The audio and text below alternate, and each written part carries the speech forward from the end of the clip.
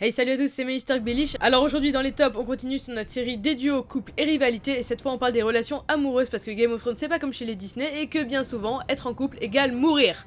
Voilà, pas de place pour la romance, mais quand même un petit peu. Donc voici mon top 10, personnel ou pas, ça change d'une place à l'autre selon les personnes, je suis vraiment désolée, voilà, je m'en excuse. Numéro 10, Ramsay et Myranda. On commence doucement, Ramsay tout le monde le connaît, Myranda pas sûr, c'est la fille avec qui il baise jusqu'à que Sansa arrive. Alors honnêtement, ils ne sont pas très intéressants, si ce n'est que pour une chose. Bon, déjà ils vont bien ensemble, les deux psychopathes, mais aussi au niveau du fait que dans une conversation que je ne peux pas vous montrer car ils sont nus et que YouTube s'est décoincé du slip, oui je suis désolée, fallait que je le dise. Enfin bref, je parlais du moment où Ramsay devient Bolton et donc a d'autres obligations et ne peut plus être avec Myranda. Ça se voit qu'elle aime Ramsay, oui c'est possible, elle aime Ramsay, on le voit triste limite quand elle meurt, c'est un exploit, je suis désolée. Numéro 9, Loras et Renly. Alors déjà ce couple mérite entièrement sa place ici car c'est le seul vrai couple gay de la série et vous pouvez me dire que c'est rien, n'empêche ça représente beaucoup pour une série comme Game of Thrones. Ce couple montre à lui seul que la série contre l'homophobie car oui, la plupart des personnages qui ne sont pas homophobes sont des personnages sympathiques entre guillemets et le contraire ne l'est pas. C'est déjà un point fort de ce côté pour la série et puis bon, Loras et Renly elle est bien ensemble, ils étaient mignons donc moi j'approuve.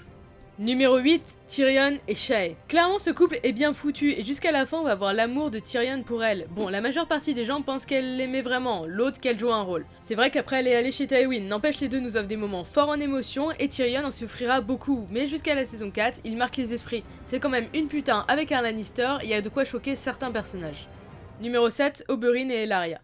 J'aime beaucoup ce couple, pas pour eux mais pour ce qu'ils représentent, c'est clairement la définition de personnes décontractées, un peu trop d'ailleurs. Non sincèrement, les idées qu'explique Oberyn à Oliver dans le bordel de Littlefinger sont vraiment bien, mais je peux pas vous les montrer, vous savez pourquoi. Ok, on peut trouver ça complètement immoral, mais bon, voir un couple aussi décomplexé, c'est cool. Et puis Oberyn quoi bordel de Bellish. Numéro 6, Robb et Talisa. Encore une fois, c'est pas forcément les personnages qui intéressent, mais c'est surtout ce qu'ils représentent. Robb Stark, parti pour gagner la guerre des 5 rois, a tout perdu à cause de sa femme. Tiens, ça me rappelle quelque chose dans l'actualité, ça. Enfin bref, il a choisi l'amour, le vrai, le véritable, en dépit de sa victoire, sa vie et celle de beaucoup d'autres. Il ne pouvait pas savoir, c'est vrai, et c'est pour ça que ce couple est fort. Il a peut-être causé de nombreux désastres, mais bon, hein, le pouvoir de l'amour. Numéro 5, Daenerys et Drogo. Sûrement le couple dont tout le monde me parle tout le temps, vraiment. Mais quand je dis tout le temps, c'est genre tout le temps. Vraiment, je me lève, on me parle d'eux, je vais sur Facebook, on me parle d'eux, sur Twitter, on me parle d'eux, sur Instagram, on me parle d'eux. Il faut arrêter tout de suite avec ce couple. Je ne comprends pas, voilà. Moi personnellement, je ne comprends pas. Enfin bref, c'est un couple qui a commencé dans la série par un viol et je sais pas vraiment si je dois noter ça dans l'aspect positif, hein, honnêtement. Ceci étant dit, c'est quand même la seule personne que Daenerys a vraiment aimée. Pray for Jorah. Ils sont restés que quelques épisodes ensemble au fond, mais ils ont marqué les esprits, cela aussi à cause des acteurs, mais bon, on s'en fiche. Daenerys restera fidèle à Drogo, et ça va rester comme ça. N'est-ce pas, Jon? Numéro 4, Jon et Ygritte. Transition de Jon Snow, si on veut pas que Daenerys abandonne l'amour qu'elle avait pour Drogo, on veut pas non plus que Jon abandonne l'amour qu'il avait pour Ygritte. Rien que pour le You Know Nothing Jon Snow, une des phrases les plus célèbres de la série avec Winter is Coming, il mérite cette place. Ces deux-là ne devraient pas être ensemble et pour plein de raisons, et pourtant, touchant jusqu'au bout, quand Ygritte meurt, c'était juste horrible. Si on doit remercier la saison 6 pour une chose, c'est bien d'avoir tué ce gamin, même si c'est vrai, il voulait juste protéger Jon. Mais bon. Numéro 3, Catelyn et Ned. On entre dans le podium, attention, le couple qui de base ne s'aimait pas, surtout que Catelyn devait épouser Brandon, le grand frère de Ned, hein. Il cède, se conseille, Ned respecte Cat, c'est important. C'est un couple marié, alors soit on les a pas vus beaucoup ensemble et leurs morts sont horribles, mais bon, c'est un peu le couple de parents normaux quoi. Et puis cette scène, bordel de Bellish, cette scène. Numéro 2, Jaime et Cersei. Vive l'inceste, tous ceux qui veulent Jon et Daenerys sur le trône ensemble, ne gueulez pas sur Cersei et Jaime, vous n'avez plus le droit. Les choses que fait Jaime par amour sont nombreuses et même si vous les trouvez horribles, et bien pourtant c'est un des plus beaux couples de la série qui commence à se dégrader, oui effectivement. Oui, Jaime a poussé Bran, mais cela pour éviter beaucoup de désagréments, et dans le fond, ils sont toujours restés ensemble depuis leur création, donc bon, selon Cersei c'est normal.